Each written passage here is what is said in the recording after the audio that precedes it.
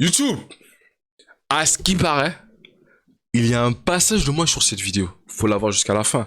C'est le potager avec le rappeur qui fait peur là. Analyse, menace, Santana. Elle sur le potager, mais vraiment, bro. Donc, let's go. Like, share, subscribe, les bons bails, et puis tu connais, bro. Place, les coca, tout ça. Cac, cac, cac, cac. Et puis, let's go.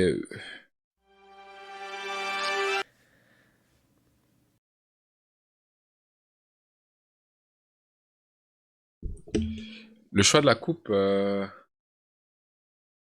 dirait un peu SCH, ça. Non? Avec les cheveux longs comme ça. Il a changé quand même. Je pense que je suis habitué avec qu'il ait les cheveux attachés et tout. Je sais exactement de quoi vont parler les commentaires. Vous êtes si prévisible. Il y a un an, quand j'ai fait le traditionnel bilan rap de l'année avec mon ami Romain Ah, il nous a sell up, l'enfoiré. Il savait.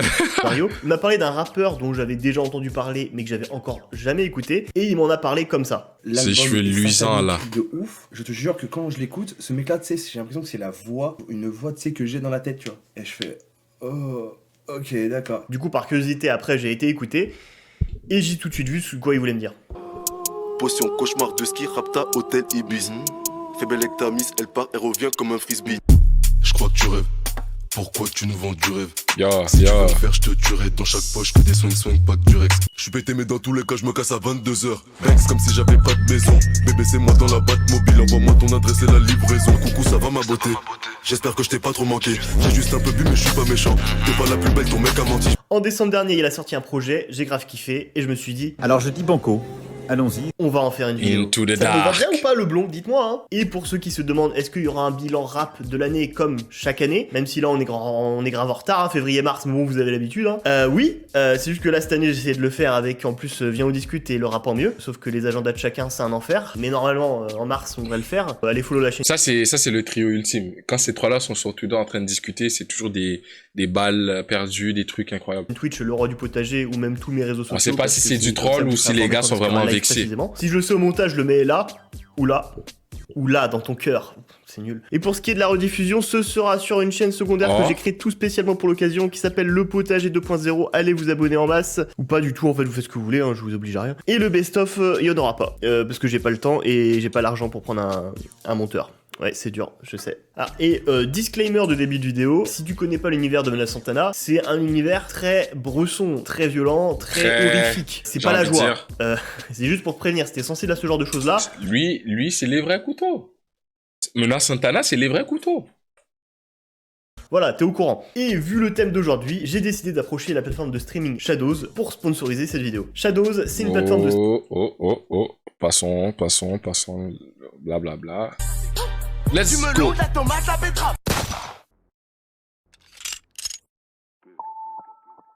Potion du cauchemar qui tease le plus. Je suis pas ton gars ni ton fils de pute. Un qui peut te ramener 10 de plus. Je suis pas là pour ta gueule, tu l'as constaté. Alors, pour ceux qui connaissent pas, c'est qui Menace Santana? Eh ben j'en ai aucune idée. La potagerie n'est jamais finie, wesh, abonnez-vous au repotager. Frérot, ça va ou quoi? Putain que ça fait longtemps. Bon qu'à faire les problèmes.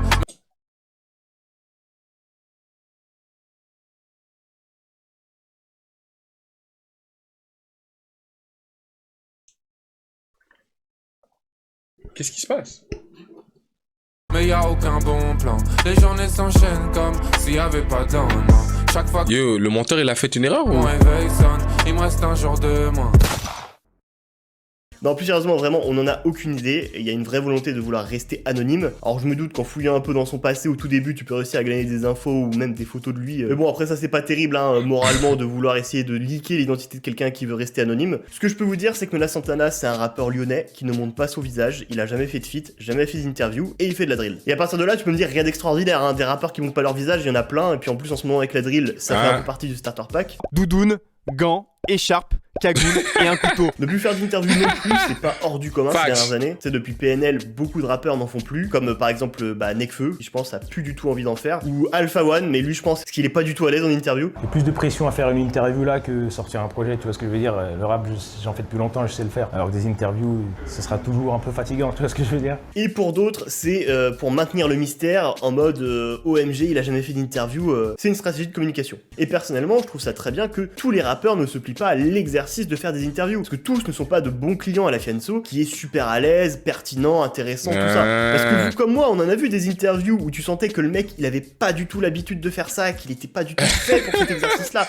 Il sait pas parler, il cherche ses mots, il bafouille, et ça donne 2-3 séquences un peu malaisantes qui vont tourner sur les réseaux sociaux. Tu entends ces images, avoue-le. Tu vois, hein? T'as capté? Hein? Tu vois? Le bail là. T'as capté? Mais ça se trouve, plein de gens auraient plus envie d'écouter PNL s'ils voyaient qu'en interview, NOS c'était un gros débile qui sait pas parler. Bref, les rappeurs, évitez de faire des interviews si vous avez arrêté l'école en Les gars, c'est quoi votre top 3 pire interview? 6ème. Ça se voit. Au premier rapport avec ce que je viens de te dire, Menace Santana, il fait de la drill, il monte pas son visage, il fait pas d'interview. Rien d'original, c'est un driller parmi tant d'autres. Oui bah non, parce que sinon je ferais pas une vidéo sur lui en fait. Les bleus, ils ont essayé. Là, ça se voit qu'il est. À la fin, ils sont déconcertés tellement tu dois des sous, t'en perds sommeil. Bon, après, je vais pas faire le mec, au début, c'était un driller parmi tant d'autres. J'adore me contredire, c'est une passion. Il va officiellement débarquer en mai 2020 avec la série de freestyle Covid qui aura 19 parties. Logique, bien pensé, 10 sur 10 en marketing. Écoute ce que je dis, mais fais pas ce que je fais. Rendors-toi, c'est pas ton âge, demande à chiquer, c'est pas de nous faire un plan, miskin on l'a. Dans moi ton cœur, j'en ai plus petite pute, la merde elle m'aime trop, je vois qu'elle me quitte plus. Il portait pas le. Ah, ça c'est avant le masque d'Halloween. Je demande à chiquer, c'est pas de nous faire un plan. Oh shit. Miskin on l'a. Dans moi ton cœur, j'en ai plus petite pute, la merde elle m'aime trop, je vois Je pensais qu'il avait toujours eu le masque d'Halloween. qu'elle me quitte plus, ça m'aurait plus sur la vie, je parle même plus. Fais belle avec ta vie, je vais te calmer. Tu vas jumper si on se recroise, ça l'a surpris. À croire que t'es une montagne. Allez, viens me voir, toi et tes schlacs. Que des coups de chlasse, crois pas que c'est un montage. Pas d'amour, il t'a coquet, hit block. Je avec Villis, on découpe les 10 blocs. Il est tétanisé, il se bloque. Ça pull up et on te laisse une clope. Et globalement. Wow. Une montagne. Allez, viens me voir, toi et tes schlacs. Que des coups de chlasse, crois pas que c'est un montage. Pas d'amour, il t'a coquet, hit block. Je avec Villis, on découpe les 10 blocs. Il est tétanisé, il se bloque. Freestyle Covid-17, pourquoi ça a l'air lourd? Et globalement, du freestyle 1 à 10, il y a un joli petit enchaînement, il y a une petite hype qui se crée autour de lui, mais comme je vous ai déjà dit, on est sur un driller parmi tant d'autres. Les prods sont sombres, les paroles elles sont hard, il monte pas son visage. Freestyle Covid, j'ai jamais fait. D'ailleurs, à cette époque-là, il cachait que en partie son visage. Tu voyais assez facilement ses yeux, le haut de son visage, ses cheveux. Je veux dire, tu le connaissais dans la vraie vie, tu tombais sur un de ces freestyles là, tu le reconnaissais. Ah mais oui, c'est Michel, je joue avec lui au foot en 6ème. Très peu de chances qu'il s'appelle Michel. Après cet enchaînement de 10 freestyles, il va faire une pause de 2 mois. Et tu sens qu'avec son équipe, ils vont réfléchir à faire évoluer l'univers de Menace Santana pour en faire plus qu'un simple driller, pour le différencier. Je connais le concept, mais je pense que j'ai fait. Quand je vous avais parlé de l'émergence de Caris, au fur et à mesure, il avait accentué quelque chose qui était présent depuis le début chez lui, le hardcore. Et bah Menace Santana, il va faire pareil. Il avait déjà cette voix monocorde, nonchalante, avec ce ton désinvolte qui était en soi déjà assez unique, plus ses prods bien sombres et ses paroles qui étaient déjà assez violentes, hardcore, même pour de la drill. Et bah il va accentuer ça, et en plus ils vont développer une DA visuelle pour coller à ce personnage-là. Et au fur et à mesure de la partie 2 des freestyle Covid, on va le voir mettre tout ça en place. Et pareil, au fur et à mesure, on verra de moins en moins son visage, jusqu'à plus du tout le voir, jusqu'à ce qu'il porte son fameux masque orange dans le dernier freestyle Covid. Il a atteint son dernier level. Tu sens le côté démon pour ça que tu t'agites. Si je te raconte ta fin d'histoire, elle sera tragique. C'est jusqu'à la mort tes bébés comme Itachi. Y'en a deux d'attachés, les autres ils sont cachés. Et le choix de ce masque, il est pas anodin. Au moment où il décide d'en faire son identité visuelle, et du coup aussi par conséquent c'est son identité musicale, le message il est clair. Menace Santana, c'est un film d'horreur. Menace Santana, c'est l'horrorcore.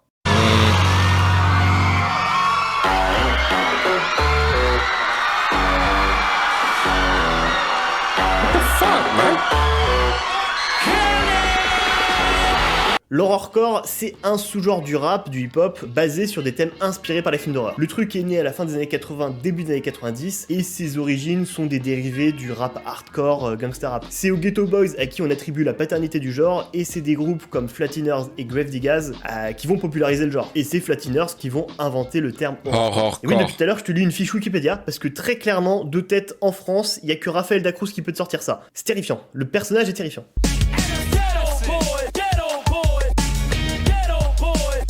Ça c'est horrorcore.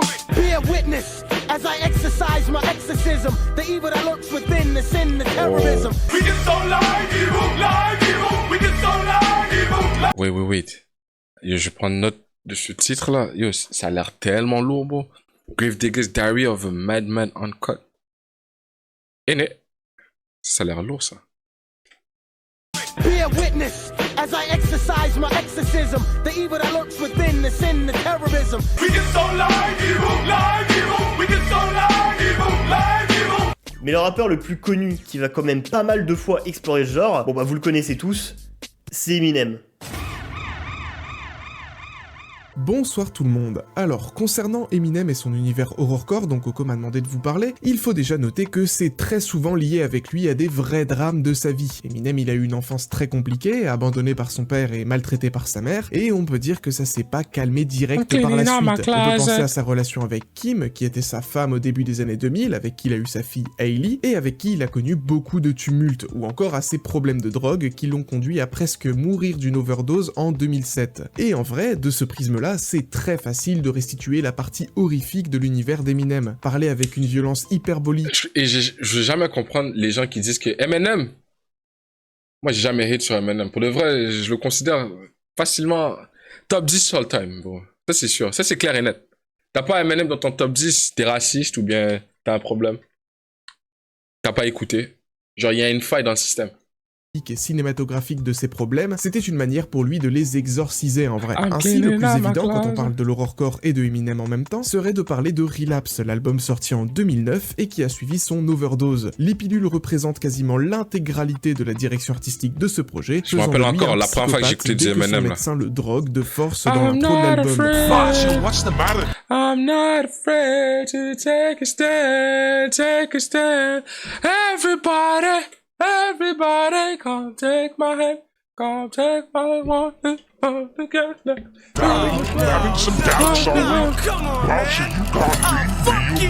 On retrouvera donc de nombreux storytelling mettant en scène des meurtres et des enlèvements, dont le point culminant est certainement l'enchaînement entre l'interlude Tonya et le morceau Same Song and Dance. What are you doing? Get away from me! Probably thinking you get slapped so dang hard you won't even be able to stand up straight, aren't you? Couple rape charges, people think you're a monster. Sa mère en prend aussi pour son grade dans ce projet, même si c'est pas la première fois. En effet, Eminem a déjà parlé d'elle de manière très virulente dans ses premiers albums, au début des années 2000, ce qui lui vaudra un procès qu'il gagnera par ailleurs. À cette période, l'horrorcore était déjà bien présente chez Eminem. Il se mettait même en scène pendant des concerts avec le masque de Jason, le tueur du film Vendredi 13. Et c'est une imagerie qu'on retrouve aussi sur la cover de Shady 15, sortie en 2014. Le tout servait probablement en partie à prendre à contre-pied la mode du gangsta rap qui faisait fureur à l'époque. Eminem, il avait pas la dégaine ni le vécu pour jouer un personnage de gangster comme celui de 50 Cent par la suite, alors il a décidé d'incarner une sorte de psychopathe imprévisible et extrême qu'il a nommé Slim Shady. La fois où il a été le plus loin dans ce délire, peut-être même trop loin diront certains, c'est certainement le morceau Kim, dans lequel il assassine sa femme du même nom, sa femme de l'époque donc, suite à une dispute. Le morceau est réellement flippant et réellement difficile à supporter, en grande partie de par la qualité de l'interprétation d'Eminem, qui incarne les deux personnages de cette tragédie.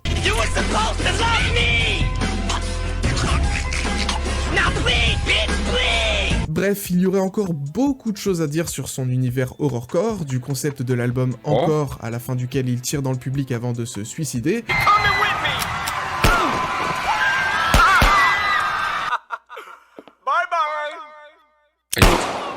Ah ouais, jusqu'à Music to be Murdered by, son projet le plus récent, dans lequel il base subtilement sa DA sur l'univers d'Alfred Hitchcock, l'un des réalisateurs horrifiques ou à suspense les plus célèbres de l'histoire. Tout ça, ça a un véritable sens chez Eminem, c'est pas que de l'imagerie ou de la violence gratuite, c'est en partie ce qui rend le tout fascinant. Et si vous voulez aller plus loin là-dedans, voilà une petite liste de sons que je vous ai concocté pour découvrir en détail tout ce bordel. Et n'hésitez pas à vous abonner à la chaîne de Nathan Barbier, ça serait quand même hyper stylé qu'on lui fasse passer la barre des 10 000 abonnés, il doit manquer 700 personnes ou 1000 personnes. Montrez-lui que la communauté des petits pois carottes, on peut le faire. Ouais, c'est nous les petits pois carottes. Allez mes petites carottes. Le horrorcore, c'est une violence outrancière dans les textes, dans les clips, et qui fait très souvent référence aux films d'horreur. Mais sinon, globalement, c'est un sous-genre bien sous-genre. C'est une niche dans le rap que tu peux retrouver chez certaines chansons de certains artistes. En France, par exemple, je peux te citer Al Capote, Vald, C-Boy, 404 Billy ou encore Stupéflip pour les plus connus. Sadisme et perversion, charisme et perfection.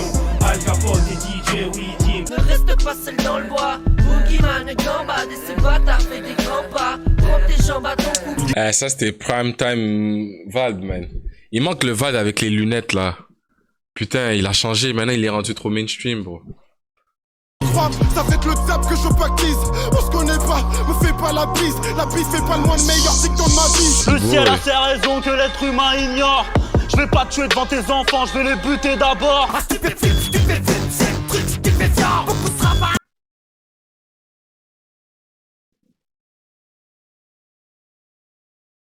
Stupid Flip. Voir que je me suis fait allumer par leur communauté de... Vous êtes des détraqués mentaux, j'aurais dû le savoir. Si c'est ce genre de musique que vous écoutez, Stupid Flip, là je comprends plus le comportement déplacé. Ben oui, tout prend son sens maintenant. Tout prend son sens. C'est des malades, bro. Venir marceler pour des gars qui... Je pensais que c'était de la musique. Je pensais que c'était juste moi qui n'avais pas capté leur vibe. Mais c'est juste des détraqués mentaux. C'est des fous, bro. Et Menace Santana, je crois que c'est le seul rappeur en France où tout son univers, toute sa musique est basée là-dessus, est basée sur leur hardcore. Rien qu'à travers les slasher movies, on peut en parler. Les ça comme si seuls, c'était pas préparé alors. Les seuls qui ont réussi à me faire enlever une vidéo, c'est le groupe de Stupid Flip. Pas le groupe, mais les fans de Stupid Flip. Parce que vraiment, j'ai capté pas, bro. Et j'avais allumé leur réaction. Mais tellement ces gens-là, c'est des écervelés, qu'ils sont venus, puis ils ont pris ça comme une attaque à leur chef suprême. C'est genre Satan qui vénère, bro. Ils sont là en train de m'envoyer des menaces, genre ouais, si on t'attrape, comment tu parles des Stupid Flip? Nique ta mère. Wow! C'est de la musique, frérot. C'était de la musique qu'on parlait, là. Genre, j'ai juste pas aimé. Eux, là, ah! Je vais te tuer! Je vais te tuer! Nique ta mère! Bro, doucement, frère. Vas-y, respire, gros. Ça fait des semaines que j'ai écrit ça. Man.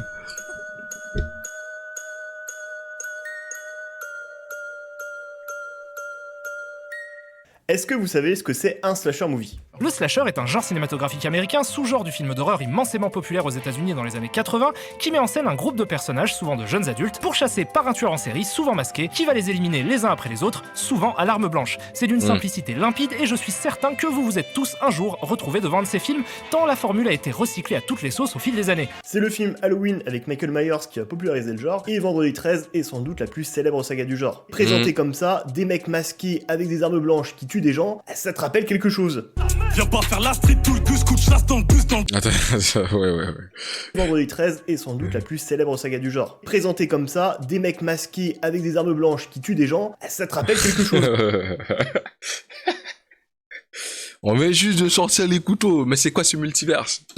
Viens pas faire la street, tout le gus, coup de chasse dans le bus, dans le trompe, dans le bus. Je fais danser mon couteau, je fais pas de danse classique. À deux doigts de la mort, tu crois que c'est magique?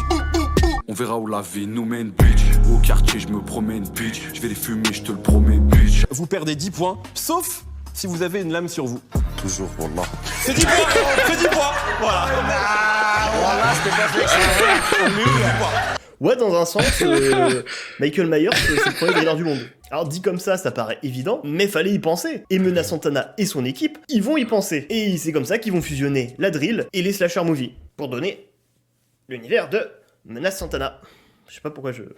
Tu vois le masque orange qu'il porte principalement, et bah c'est le masque de hockey de Jason de Vendredi 13, mais personnalisé avec une citrouille dessus, faisant référence au film Halloween avec Michael Myers. L'arme de prédilection de Jason, c'est une machette, et pour Michael Myers, c'est un énorme couteau. Des armes blanches imposantes, effrayantes, qu'on retrouve dans les clips ou dans les textes de Menace Santana, en plus des traditionnels couteaux à papillons. Tu sens qu'il a une sorte de passion pour vraiment les armes blanches disproportionnées. Il a un amour pour la coutellerie d'exception, le gars il se croit dans Bleach.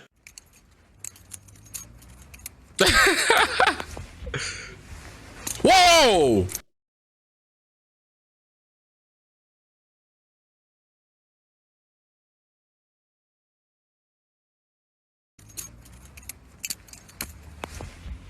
Ah ouais!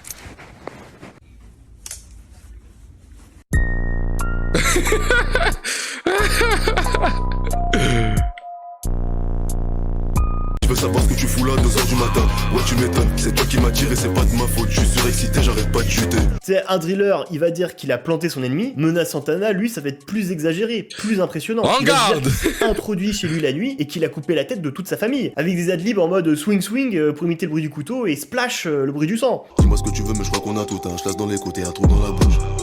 T'es les flics, ils ont plus de vis que le maire Queen Bee. On les découpeurs de comme dans Kill Bill, sexing, je connais ta film Je ramène des fleurs à ta mère à ton enterrement, tous ils vont chialer, mais personne va te venger. Tu vois que t'es sec, mais t'es toujours en danger. Je m'endormirai quand toutes les têtes seront tranchées.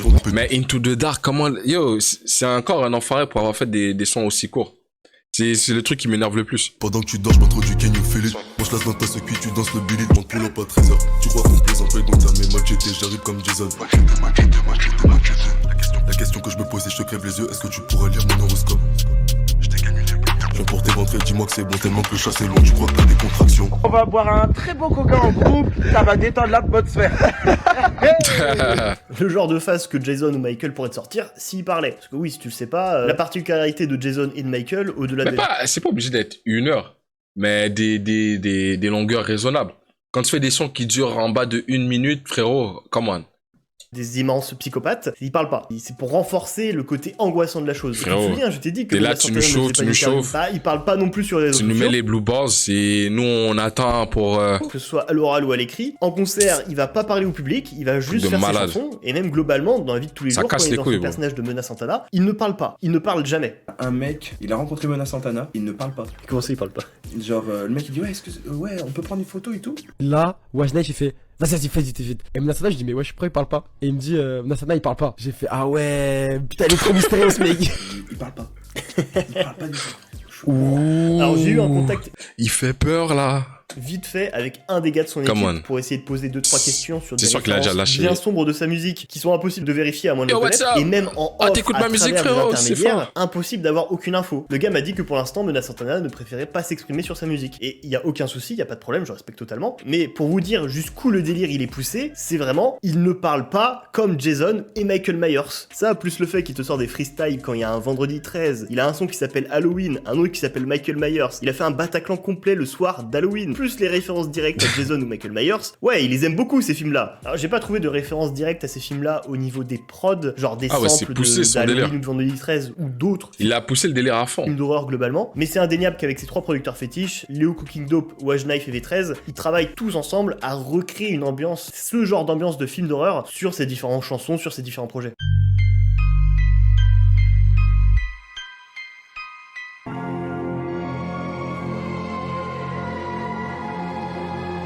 J'ai peur, mon cœur tremble, mes pieds tremblent. Et le premier degré, ces prods-là, on pourrait croire que c'est des BO de films d'horreur. Je pense que tu les prends hors contexte, tu les fais écouter à des gens qui connaissent pas, ils pourraient croire que c'est issu d'un film d'horreur. Rien qu'à voir la tête des beatmakers, ça reste cohérent. Je veux dire, regarde-moi la tête de Wajnaïf avec son masque de lapin ensanglanté. C'est terrifiant. Je sais pas s'il y a une ref à Danny Darko, seul film d'horreur que j'ai trouvé avec un lapin qui fait peur. L'ambiance en studio, ça doit être quelque chose. Et autre chose importante au niveau des prods, c'est que très souvent, elles respirent beaucoup. T'as souvent 30-40 secondes de prod d'instru horrifique avant qu'elle drop et que ça devienne de la drill. Et le fait de prendre son temps comme ça permet d'installer une ambiance particulière, renforcer un sentiment d'oppression, de malaise. Parce que dans le fond, ces producteurs, ils utilisent les mêmes mécaniques dans les films d'horreur. Des boîtes à musique, des cris, des chants de femmes, des pianos qui font peur là. C'est simple, ils ont toute la soundbox du dernier Conjuring.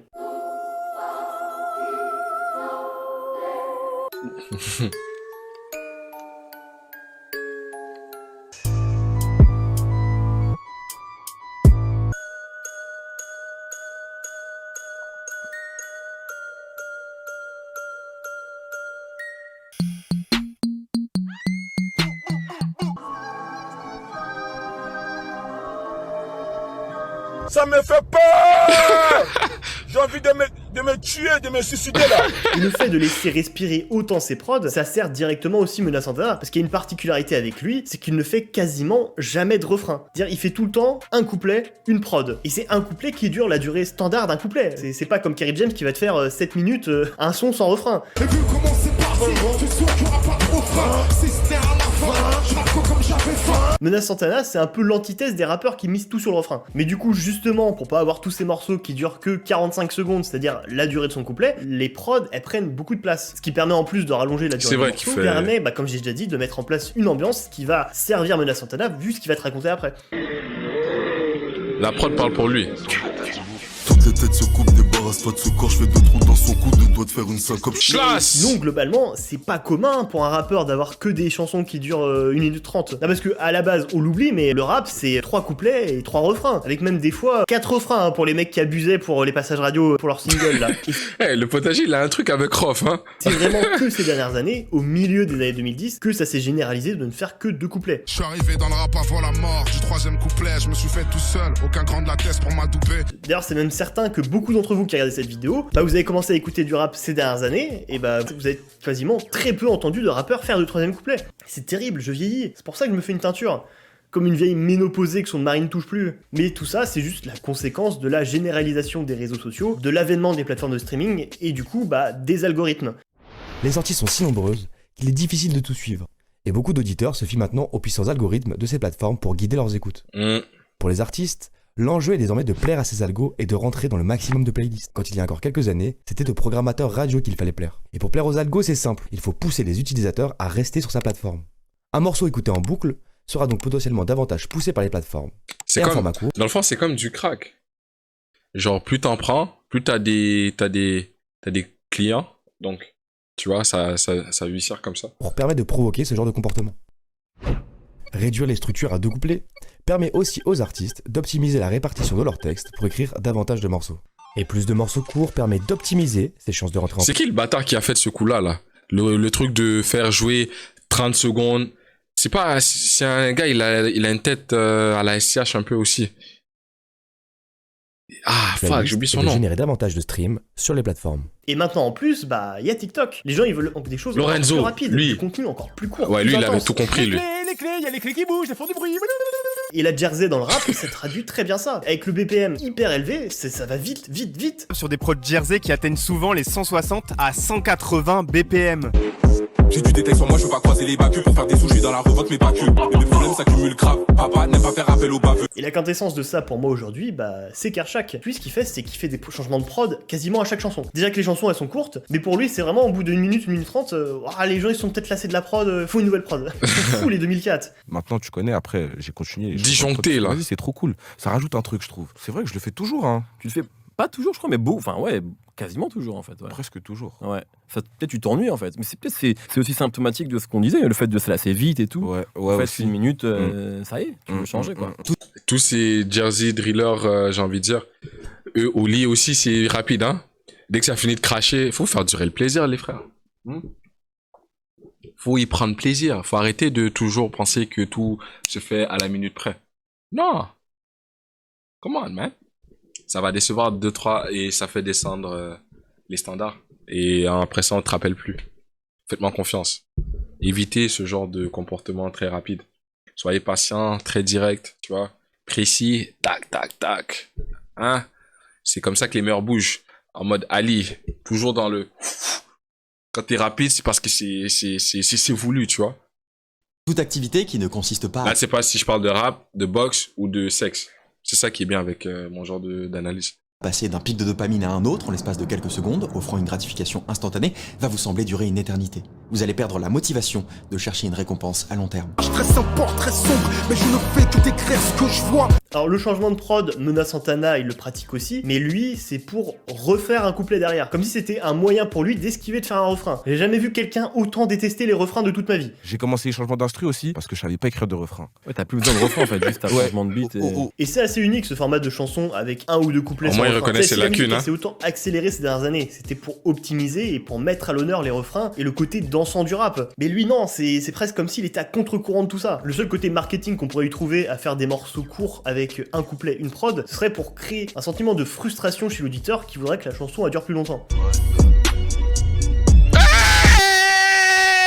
Hey c'est moi ça! Frustration chez l'auditeur qui voudrait que la chanson dure plus longtemps. Yo!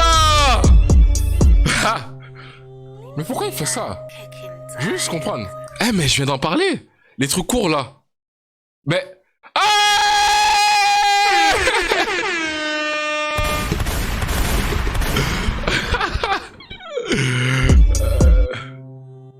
Mais pourquoi il fait ça? Je veux juste comprendre. Ah c'est incroyable. Mais pourquoi il fait ça? Je veux juste comprendre. Pourquoi son 45 secondes alors que c'est lourd? Il faut pousser les utilisateurs à rester sur sa plateforme. Mais qu'est-ce qui se passe? 45 secondes alors que c'est lourd. Il faut pousser les utilisateurs à rester sur sa plateforme. Un morceau écouté en boucle sera donc potentiellement davantage poussé par les plateformes.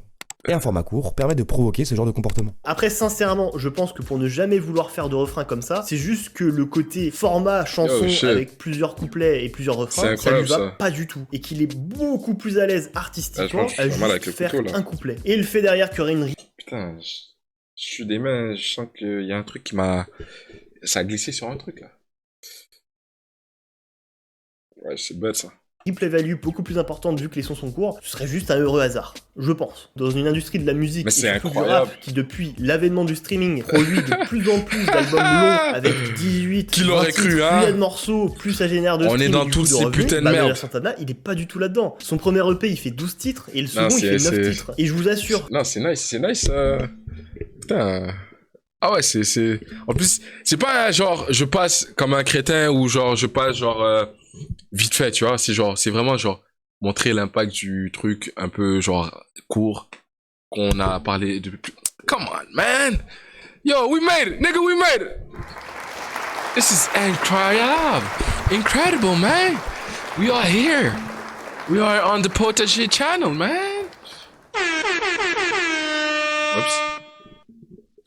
Que malgré le fait on voit pas ta tête. T'inquiète, il y avait le nom, j'ai vu Rosso en dessous en plus. Il y a énormément de choses à dire sur son univers. Rien à foutre. Et le ça masque... tombe bien, je suis là en fait. Il y a qu'un masque comme ça, hein. Oh, le hasard. Hein, tu le reconnais le masque là, hein. Hein? Hein, Attends. Hein? Je peux flex quand même, moi. Regarde. Attends. Tu savais pas c'était qui? Hein? Je te le présente, hein. Il est là, t'inquiète. Je peux l'appeler à tout moment. Il est à un appel près. Tu vois?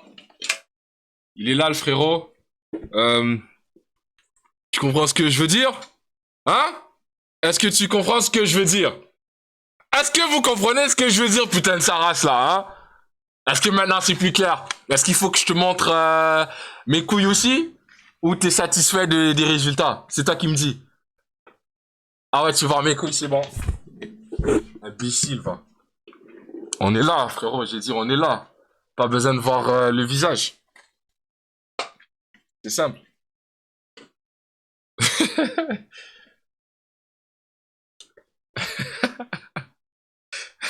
Non, j'ai pas percé. Reste concentré.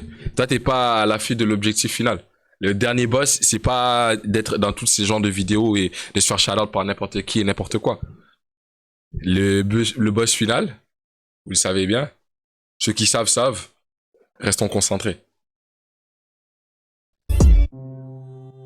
Mais pourquoi il fait ça? Je pense que pour ne jamais vouloir faire de refrain comme ça, c'est juste que le côté format chanson avec plusieurs couplets et plusieurs refrains, ça lui va pas du tout. Et qu'il est il adore faire passer un ref dans les vidéos, gros. Un couplet. Et le fait derrière qu'il y aurait une replay value beaucoup plus importante vu que les sons sont courts, ce serait juste un heureux hasard. Je pense. Dans une industrie de la musique et surtout du rap qui depuis l'avènement du streaming produit de plus en plus d'albums longs avec 18, 20 titres, plus il y a de morceaux, plus ça génère de les délires de Deluxe là. Manolia Santana, il est pas du tout là-dedans. Son premier EP, il fait 12 titres et le second, il fait 9 titres. Et je vous assure que malgré le fait que ce soit court, il y a énormément de choses à dire sur son univers. Et ça tombe bien, je suis là en fait. Oh, le hasard. Into the dark.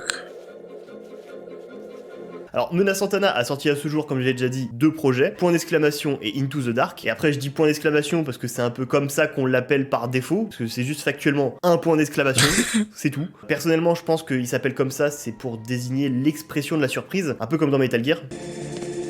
Mais dans le contexte présent, ce serait plus pour désigner l'expression de la peur. C'est le nom de l'intro du projet, c'est bou. Bou, bah comme l'expression pour faire peur quand t'es gosse. On faisait bou, alors faisait peur. Et en plus, le surnom de Mona Santana, c'est Boubou, ce qui donne comme si tu disais 2 fois l'expression pour faire peur. Elle est trop chelou, sans ta chérie doudou, mais qu'est-ce que tu dis quand tu parles à... Ça te pull up devant le bat, rentre pas dedans, Boubou, fais pas de clash.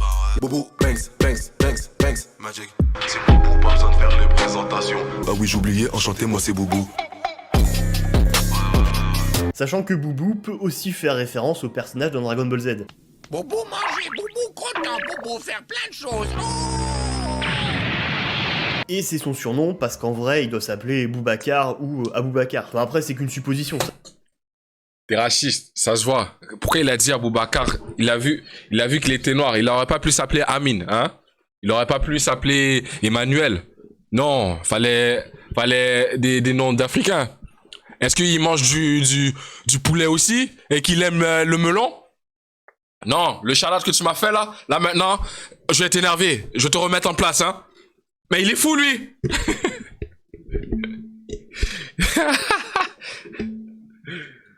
BLM, c'est ça, poignet levé, hein.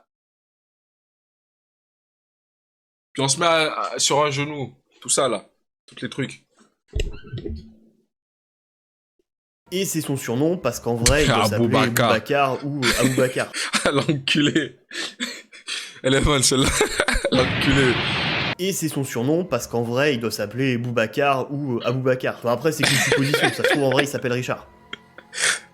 Très peu de chansons en vrai qui s'appellent Richard. Et globalement, sur le projet point d'exclamation, tous les titres ont un point d'exclamation à la fin. Un peu comme s'ils étaient criés ou hurlés. Et rien que le nom des titres, hein. T'as Vengeance, Va au diable, Démon, Démon. Voilà, tu les imagines hurler maintenant. Ah bah ça reste cohérent avec ce que je t'ai raconté précédemment, hein. Je t'ai dit que sa musique était inspirée de Slasher Movie. Il y a quand même peu de chances que les chansons elles s'appellent Marbella ou Birkin Bag. Hein. Mais après, en soi, au niveau des Slasher Movie, Menace Santana, il va plus s'en inspirer d'un point de vue identité visuelle et certaines références, certaines phases dans sa musique. Mais au niveau de l'ambiance globale, au niveau de l'ambiance horrifique, il va piocher ailleurs. Parce qu'en soi, si t'en as jamais vu, les slasher movies, c'est pas des films qui font très très peur. Tu sais, généralement, c'est le premier d'une licence qui a bien marché, ils ont décidé d'en faire une saga de 6, 8, 10 films. C'est des licences qui sont essorées jusqu'à la moelle, parce que c'est des films qui coûtent peu cher à produire et qui rapportent de l'argent. Qui coûtaient 2, 5 millions de dollars à produire et qui te rapportaient 50, 100 millions. Et bah globalement, c'est du divertissement à bas coût pour adolescents. Du coup, pour le côté horreur de la musique qu'il développe sur le projet, bah il va le chercher ailleurs. Déjà, rien qu'au niveau du propos, il va nous dire assez régulièrement qu'il est genouné, qu'il a ses démons. Mes démons, faut que je m'en débarrasse. Tu disparais comme au Guatemala. Y'en a qui prennent la tangente. T'es couché, je t'enjambe. Mon genou dans ta chambre, mon couteau dans ta jambe. Pourtant, tu veux nous ramener, je sais pas qui. T'as grandi, maintenant tu veux braquer. J'ai un démon dans le dos comme si j'étais père à Becky. Je fais du ça, tous les démons m'applaudissent. Il a cru que j'étais seul le boug, il a pas vu tous les genoux qui m'accompagnent. La pute, je l'égorge à la campagne. Dis au revoir à tes gosses, on va pas t'épargner. Couteau dans l'ennemi jusqu'à qu'il agonise. Je suis pas bien, j'entends mes démons qui applaudissent. Elle m'a dit remets ta main sur mon clitoris. C'était pas moi, c'était sur moi, un genou. Faut l'exorciser le frérot là, hein. Et c'est ce genou-là, ce démon-là qui va lui dire de faire certaines choses, qui va lui chuchoter dans le creux de l'oreille de faire des dingueries. Une petite voix dans sa tête. Vous pensez, à force qu'il parle tellement du truc dark et tout là, vous pensez il peut devenir sataniste ou vraiment genre à fond dans le truc? Après ça, on va le mettre les menottes, puis ah ouais, Menace Santana a été enfermé pour meurtre et tout ce genre de dinguerie. S'il est trop dans le personnage, peut-être il est croyant. Tu connais Menace Santana, frérot? Si je suppose qu'il vénère le diable, est-ce que ça vaudrait... Come on. Il y a des dingueries que j'irais même pas à fond là-dedans. J'aimerais pas jouer avec le diable et toutes les sorcelleries et tout ça. Même pour le rapper, je peux faire allusion, mais le rapper à journée longue, avant de dormir là, c'est 10 prières minimum, hein.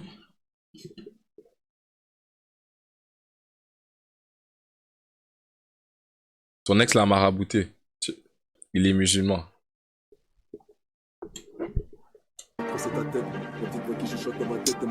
Faut arrêter de se foutre de la gueule des gens, hein.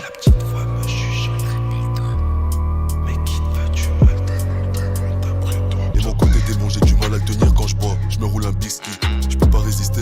La petite voix m'a dit venge-toi.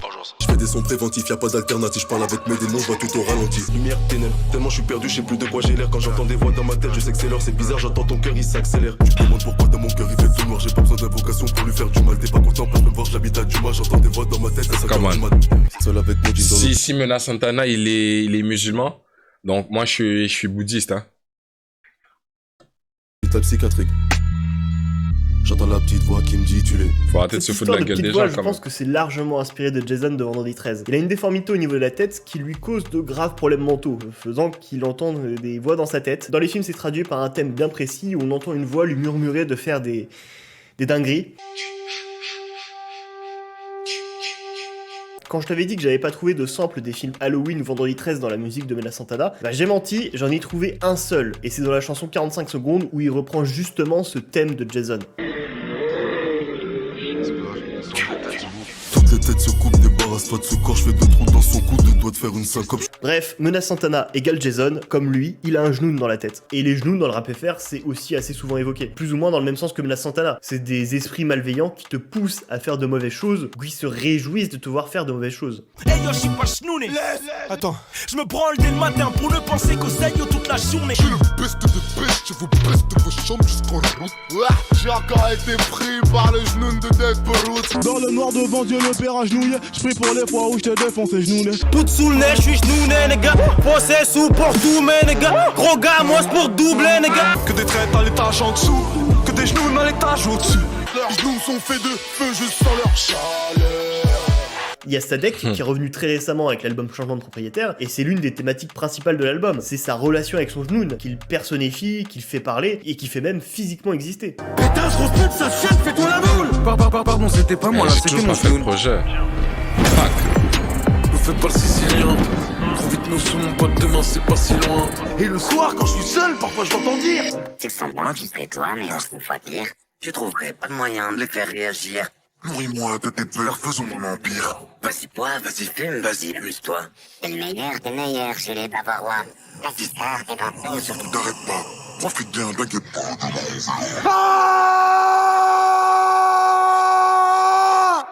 Oh, qu'est-ce qui fait que t'as voulu qu'on se sépare? C'est quoi le déclic? Y'a pas de déclic. C'est une accumulation. Et puis il fallait que je te tue avant que tu me tues.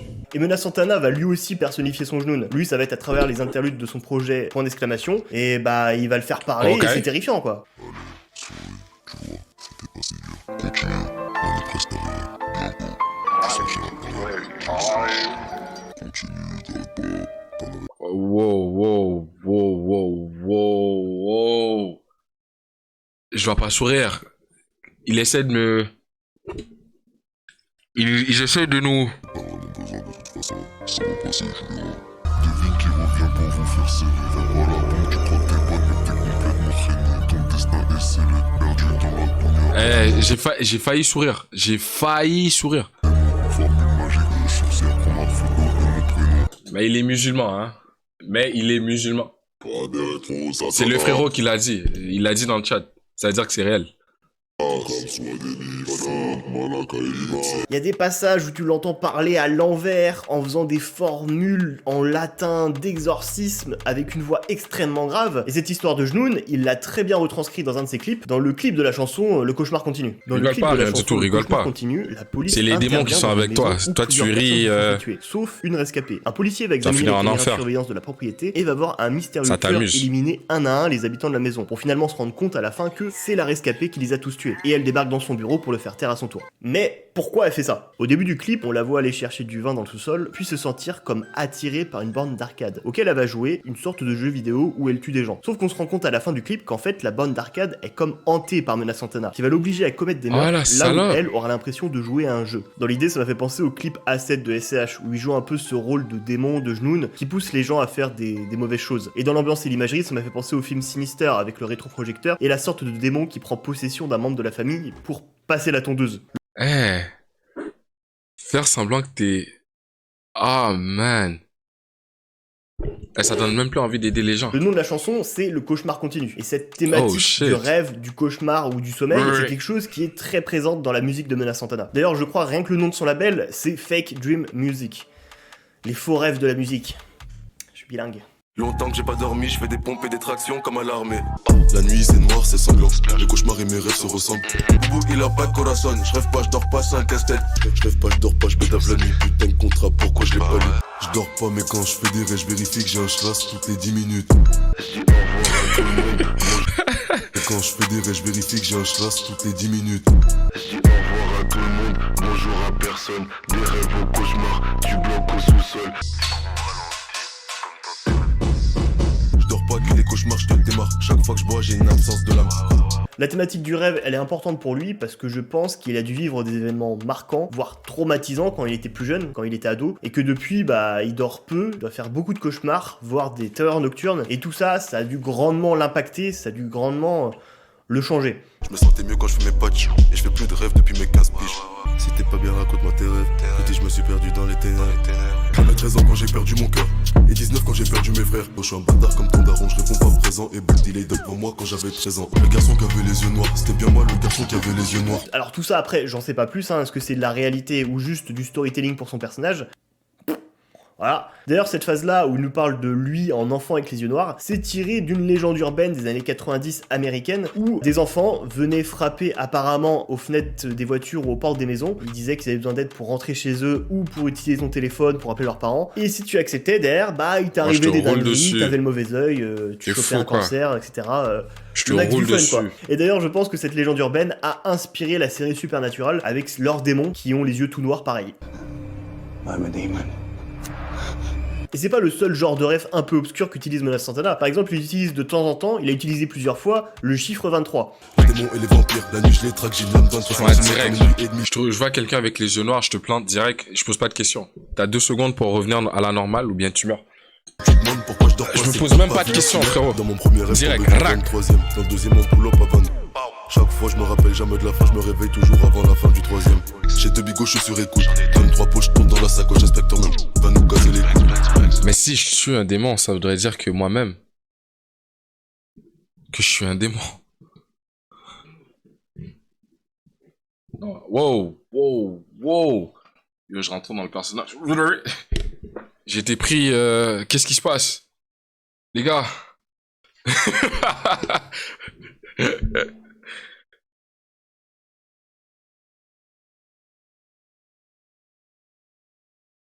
Le numéro 23 est un chiffre qui peut être associé au diable, parce que 2 divisé par 3, ça fait 0,666. Et 666, c'est le chiffre du diable. Il y a le film numéro 23 avec Jim Carrey qui explique très bien le délire, qui l'a même d'ailleurs popularisé. Après, disclaimer, c'est pas la VF qui connaissait Jim Carrey, c'est une autre VF, ce qui peut être un peu... j'ai envie de faire des prières là, attends. Ouais. Padre, Fili, Spiritus Sancti. Je te remercie pour tout, Seigneur, toi grand maître, roi de l'univers. Merci, amen. Métamorphose qu'on puisse connaître. C'est parti là, le démon il est sorti. C'est pas non plus un grand film, mais ça se regarde. Et c'est pas un film d'horreur, c'est un thriller. À l'inverse, Freddy Krueger, ça c'est un film... Je suis musulman, j'ai dit Padre, Fili, Spiritus Sancti. C'est les démons qui parlent, qu'est-ce qui se passe?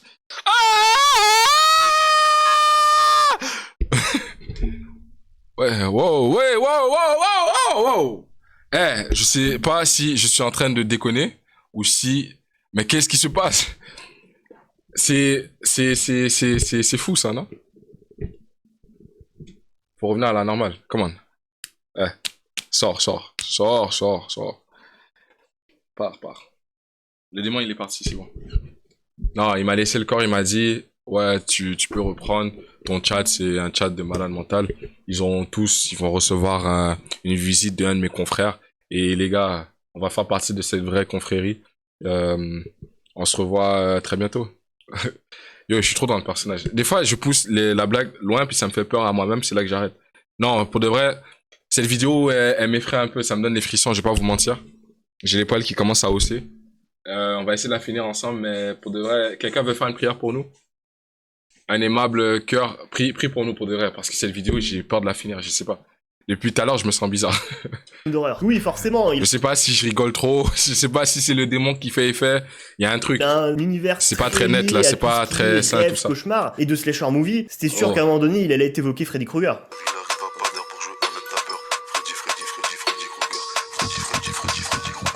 Freddy Krueger est uniquement évoqué dans la chanson du même nom, Freddy Krueger, parce que dans le fond, bah, il colle peu à l'univers, à l'imagerie en tout cas des slasher movies de Mona Santana. Tu sais, Freddy Krueger, il parle tout le temps, il fait des blagues, il cache pas son visage, il a le visage brûlé, il fait peur, mais il cache pas son visage, puis c'est une brindille. Puis en plus, il y a des histoires cheloues dans le film où c'est à moitié un pédo, ça donne pas du tout envie de s'identifier à ce personnage-là. Après, il l'évoque uniquement pour le côté, il vient te hanter dans tes rêves. Je me déplace de rêve en rêve comme Freddy Krueger.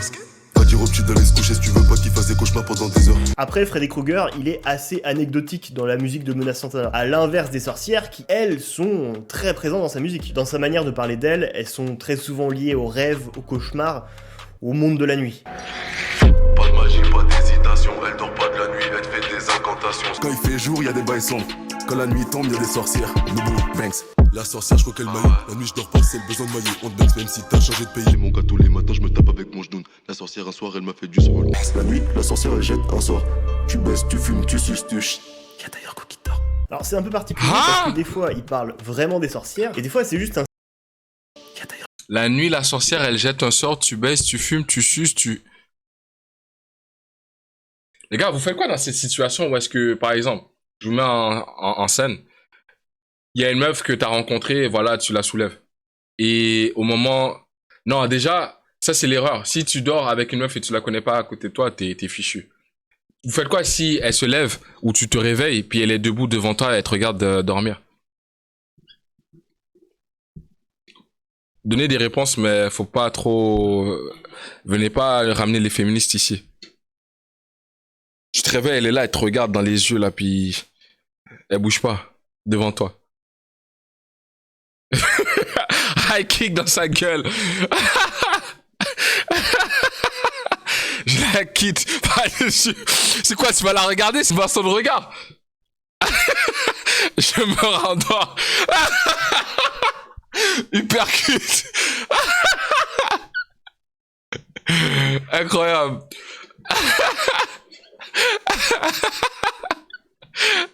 Genjutsu.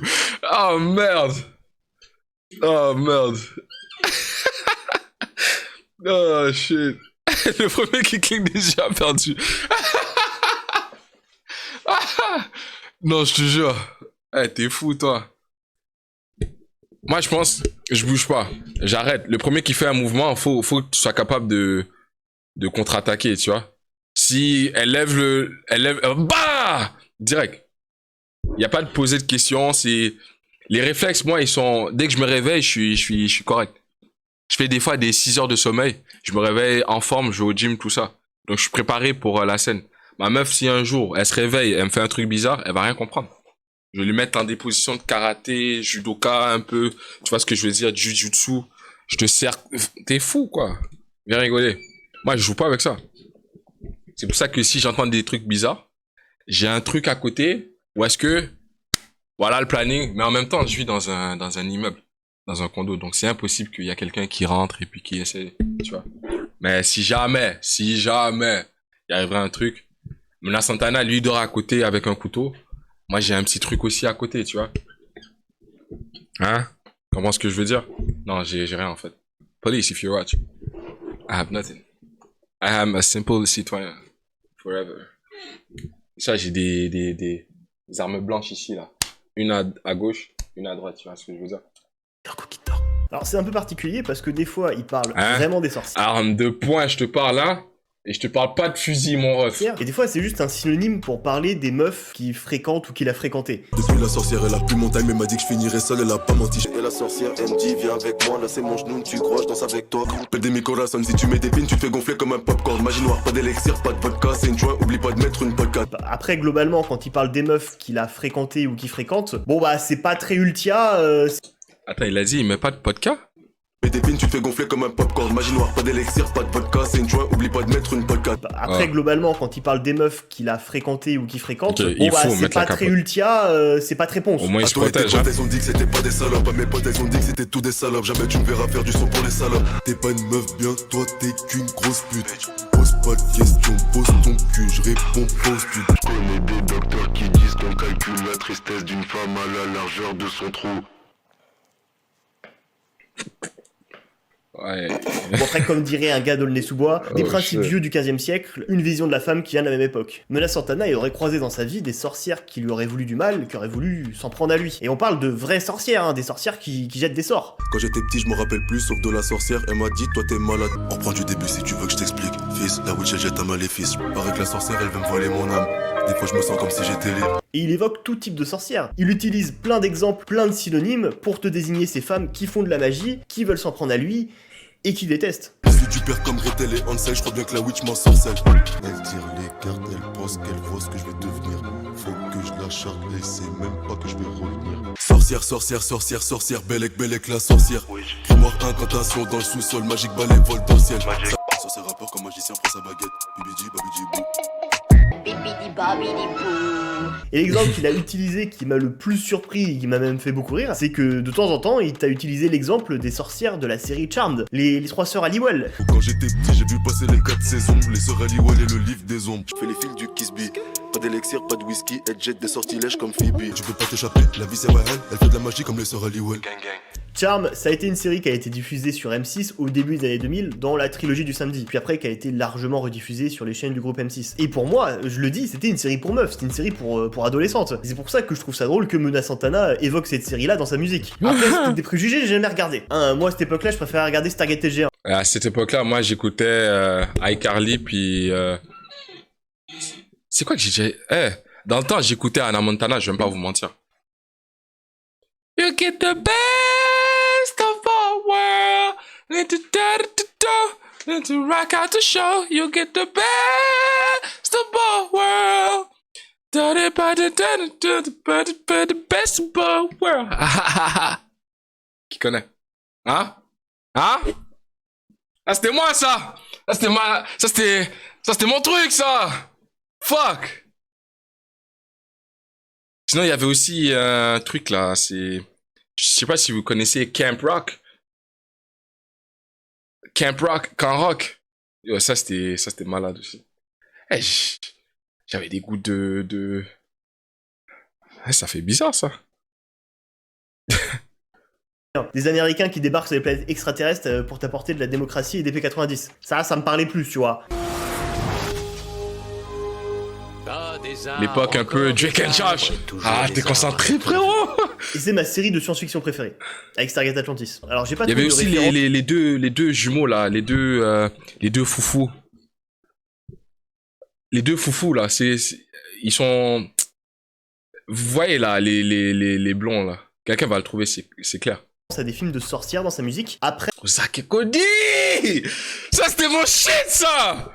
Après, il utilise assez souvent le mot witch pour désigner les sorcières, et dans la direction artistique de son second projet, on peut trouver un lien avec le projet Blair Witch, qui est un found footage. Donc le found footage, qui pourrait littéralement se traduire par métrage trouvé, est un genre cinématographique qui repose sur le principe du métrage trouvé, justement, dans le sens où chaque film est supposé avoir été tourné par un de ses personnages, puis retrouvé par quelqu'un d'autre avant de nous être présenté. Le genre a été popularisé au cinéma en 1999 avec la sortie du projet Blair Witch, qui raconte l'histoire de 3 étudiants en cinéma qui réalisent un documentaire sur la légende d'une sorcière qui entrait la forêt de Black Hills dans le Maryland, une forêt toute proche de la petite ville de Burkittsville, anciennement nommée Blair jusqu'au début du 19e siècle. D'où le titre The Blair Witch Project, à moitié traduit en France par le projet Blair Witch. Très pratique ces passages de Karim Debache. Le lien qu'on pourrait trouver entre la musique de Mona Santana et le projet Blair Witch, comme je viens de vous le dire, c'est à travers le projet Into the Dark. En juillet 2022, Mona Santana et son équipe, ils vont mettre en place un drop de NFT gratuit. Pour les plus gros fans, pour ceux qui suivent le plus sa musique, ils pouvaient aller via un lien télécharger un NFT gratuit. Ils ont été, je crois, à peu près 5000. Et le NFT qu'ils ont reçu, c'était une disquette. Je vois moins là je vois moins les NFT makers et les grands entrepreneurs des crypto-monnaies, la bande d'enfoirés. Hein, fils de pute, là ça va moins là. Hein? Depuis que c'est un crash là, fils de pute. Ça flexait des Lamborghini et tout ça là. Marqué 3D-itd.exe. 3D c'est pour la disquette qui est en 3D, itd c'est pour les initiales de Into the Dark, et .exe c'est un format de fichier informatique. Comment on était down de nous scam là. Il y a un côté vachement found footage, mais un peu remis au goût du jour en mode found footage moderne. Parce qu'on leur donne en NFT une disquette sur lequel ils savent pas ce qu'il y a dessus. Et en plus c'est fait avec des disquettes. Comment tu perds un NFT? T'es con quoi. Utilisé aujourd'hui, qui renforce un peu le côté vieux, ancien, on sait pas ce qu'il y a dessus. Ça renforce le mystère. Et début décembre, les possesseurs de ces NFT, ils ont eu accès à une expérience en 3D, dans lequel il a mis en place plusieurs indices liés à la sortie du projet Into the Dark. Et des infos en exclus, telles que la tracklist qui s'affichait sur une borne d'arcade, la même que dans le clip Le Cauchemar Continue. D'ailleurs, il fera un pack avec le CD, où dedans, il y aura une borne d'arcade miniature avec genre 200 jeux jouables dessus. Le 16 décembre au soir, il a communiqué sur Discord des coordonnées GPS à Paris. Sur place, il y a une scénographie avec la même borne d'arcade que dans l'expérience 3D, et il y a Mona Santana qui fait une apparition. Puis il y a les TV cathodiques qui étaient présentes à l'événement qui s'allument et qui diffusent une sorte de court-métrage mystérieux entrecoupé d'extraits exclusifs du projet. Et le projet Into the Dark sort par surprise à minuit. Et du coup, dans l'intro qui s'appelle 1809, on entend une femme au début qui nous parle comme si elle était en conversation téléphonique ou FaceTime, mais qu'on capte mal, vraiment, on capte un mot sur deux des fois. Et à un moment donné, elle évoque Darkwood. Un mot qu'on a déjà entendu chez Mona Santana. Quand j'ai bu, j'entends que le mal et des messes basses dans mon bloc, il fait tout noir comme un Darkwood. Darkwood.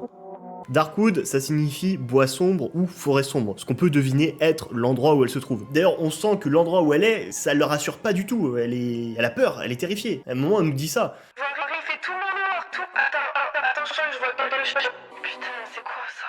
Et tout le projet va se dérouler sans qu'on ait de nouvelles d'elle. Il y a juste à la toute fin dans le titre Halloween où elle va nous dire ça. Non, c'est bon, tout va bien, bien, c'est rien. Je suis c'est rien, je rentre maintenant, Non. Tu viens? Elle parle avec un ton qui n'a rien à voir avec la dernière fois. C'est un setup. Ah ouais. C'est un setup. En fait, le démon, il est rentré à elle. Et il l'utilise pour... Tu vois ce que je veux dire? Tu viens? Elle parle avec un ton qui n'a rien à voir avec la dernière fois. Elle est monocorde, le ton il est froid, il est distant, on dirait un robot. Et très clairement, bah, elle est possédée. Et tu le comprends à la fin avec la voix démoniaque qui prend le pas sur sa voix à elle. Qu'en fait, bah, c'est pas vraiment elle. Dans le projet Blair Witch, à un moment donné, un des 3 étudiants va disparaître une nuit. Et jusqu'à la fin du film, ils vont de temps en temps l'entendre appeler à l'aide.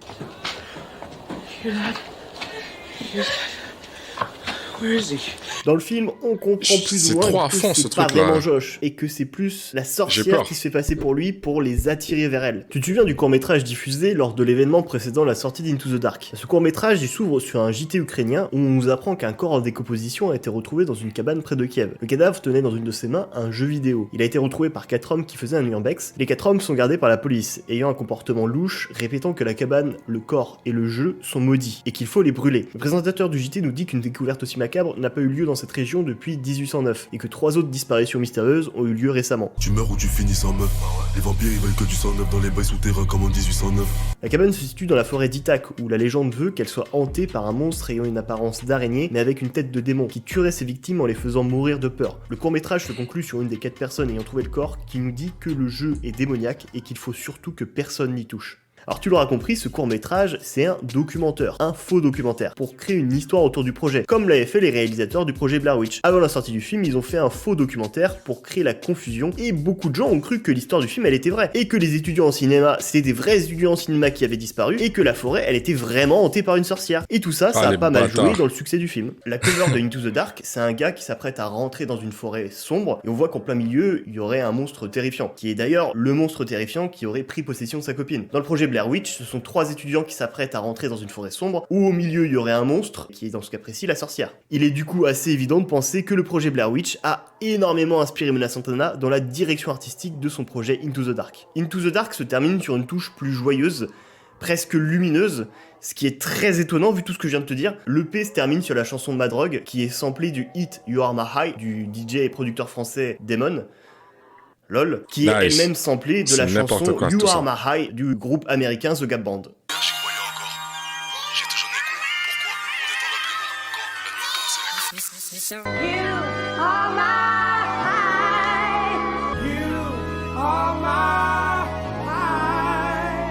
Alors sur la chanson, il y a 3 prods différentes qui utilisent à chaque fois le même sample. La première et la dernière prod, il y a rien de bien étonnant, on reste dans son univers. Ce qui va détonner, c'est la deuxième prod. Parce que la deuxième prod, on est sur un remix Jersey de You Are My High. Et bah c'est dansant, c'est de la Jersey. Et en plus sur le morceau, il a des phases où il parle de meufs en positif. Qu'est-ce qui se passe? Quand je le répète, j'arrive au repas. Tu vas nulle part, ce soir tu restes avec moi même si t'as pas de sous. Et les amis, après la Jersey, c'est plus lumineux, c'est plus chaleureux. C'est normal qu'il ait des textes qui s'adaptent un petit peu au niveau des prods. Il aurait changé. L'adaptabilité. Puis en plus pour lui, ça lui permet d'explorer et de caser des phases légèrement de lover, etc. qui est quasiment inexistante dans ses textes. Monopinel, ma drogue, ma drogue. Monopinel, ma drogue, ma drogue. Monopinel, ma drogue, ma drogue. Monopinel, ma drogue, ma drogue. Ce personnage, en tout cas, il est plein de mystères.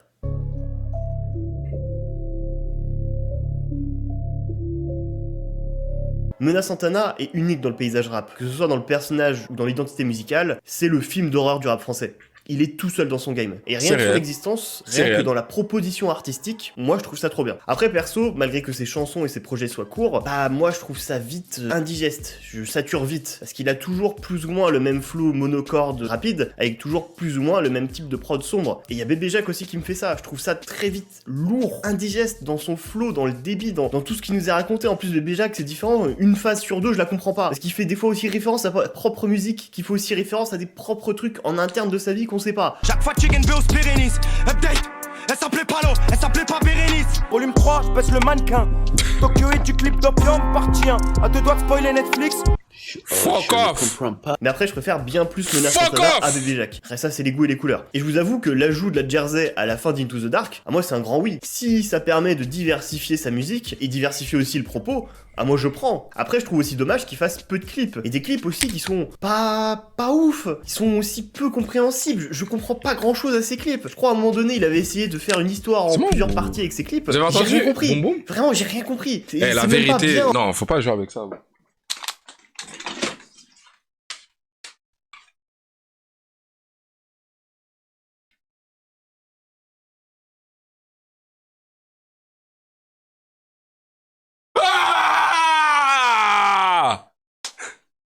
Hein?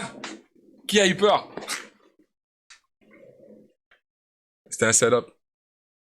Non? Ah, flop. Non.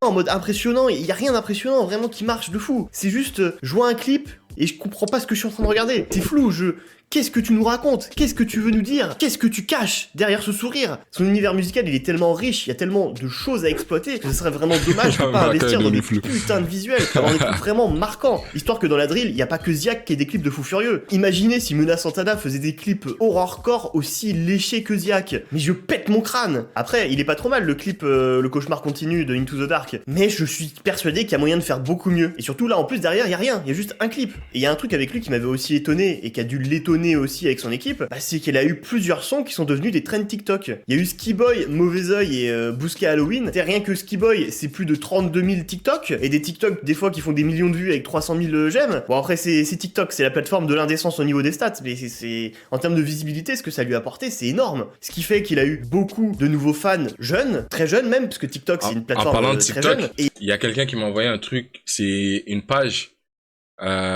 française de rap truc qui a aussi partagé le truc de Hamza. il a aussi pas mal de meufs dans son Le truc de moi que Hamza a partagé. Public, ce qui peut être étonnant vu tout ce que je viens de te dire précédemment, parce que bah généralement plus c'est sombre, plus c'est hardcore, moins il y a de meufs.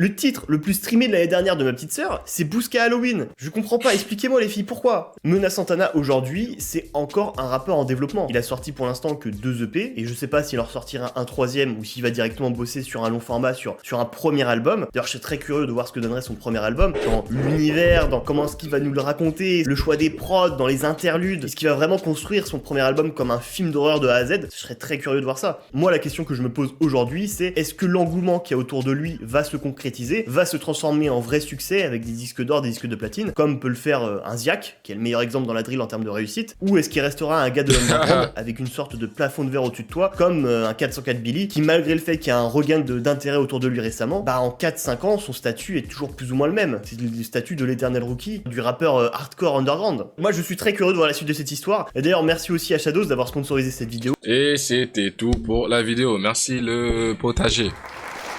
Ah, la caméra, elle est floue, là. Il a pas aimé mon prank, la caméra, là? Attends, tu vois ce que je veux dire?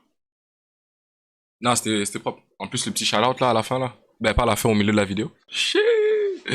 On est dans les bas-fonds, sa mère. Hein?